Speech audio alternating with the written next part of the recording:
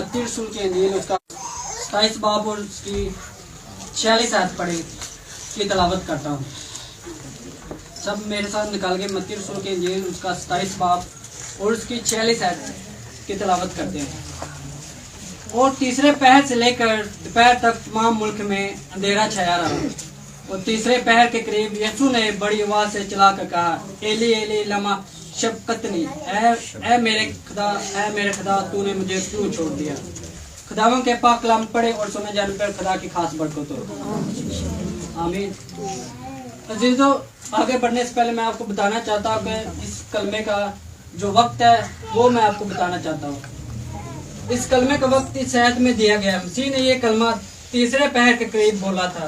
पहर 12 बजे दोपहर से लेकर शाम तक का था। हकीकत में आखिरी चारों कलमे तीसरे पहर बोले गए होंगे जब तमाम मुल्क में अंधेरा छाया हुआ था।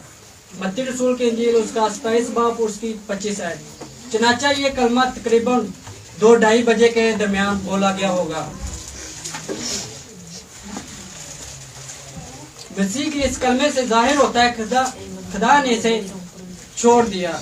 बस मसीह खुदा से सवाल करता है, तूने मुझे क्यों छोड़ दिया। सबसे पहले ये देखना कि छोड़ने का क्या मतलब है। छोड़ने से मुराद अलग होना, मुंह मोड़ लेना, रफाकत टूट जाना, अलहदा हो जाना और जुदा हो जाना वगैरह। बाप और बेटे में कभी अलहदगी नहीं हुई। मसीह ने फरमाया, मैं और बाप एक हैं। यूहन्ना रसूल की इंजील उसका 10 बाब और उसकी 29 आयत में से पढ़े की तलावत ये है, वो अजल से एक है और इकट्ठे हैं और कभी जुदा नहीं हुए। लेकिन सलीब पर बाप और बेटे में अलहदगी देखते हैं। बाप ने बेटे को छोड़ दिया। ये एक इलाही भेद है जिसका हमें इल्म नहीं हो सकता था कि लेकिन मसीह के इस कलमे से हमें पता चल गया कि ऐसा भी हुआ था।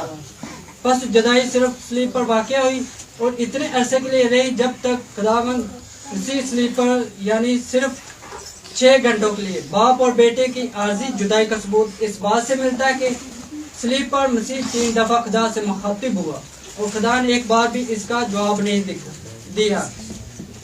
अजीजों, इसके सबब देख रहे खुदा ने क्यों छोड़ा। पहला सबब गुनाह। खुदा इंसान को सिर्फ गुनाह की वजह से छोड़ता है। कलाम के मंदजल हिस्से इस हकीकत को साबित करते हैं कि यकीनन खुदा ने गुनाह नहीं किया मगर गुनाह का बोझ उन पर था। जब बनी इसराइल ने बछड़ा बनाया तो इस खुद की कुर्बानी चढ़ाई तो लिखा है खुदा ने मुंह मोड़कर इन्हें छोड़ दिया। मसीह को छोड़ने की दूसरी वजह कहर शदीद था जो खुदा ने मसीह पर नाजिल किया, यानी कि जो बाप का असूल था वो पूरा हो रहा था।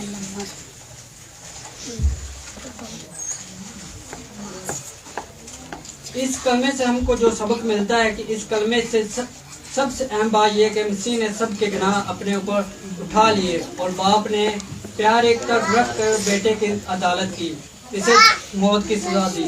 खुदा के इस निजात के इंतजाम का सिर्फ उस वक्त फायदा होता है जब माल ला कर दिल से कबूल किया जाए, क्योंकि लिखा है इसे खुदा ने ऐसा कुफारा ठहराया जो माल लाने से फायदामंद हो। रोमियो 3 बाब और उसकी 25 आयत में लिखा है, जो कोई इस कुफारे पर मान लाकर मसीह को अपना निजात देना कबूल कर लेता है उसको ये फायदा होता है कि वो हलाक होने से बच जाता है और हमेशा की जिंदगी पाता है।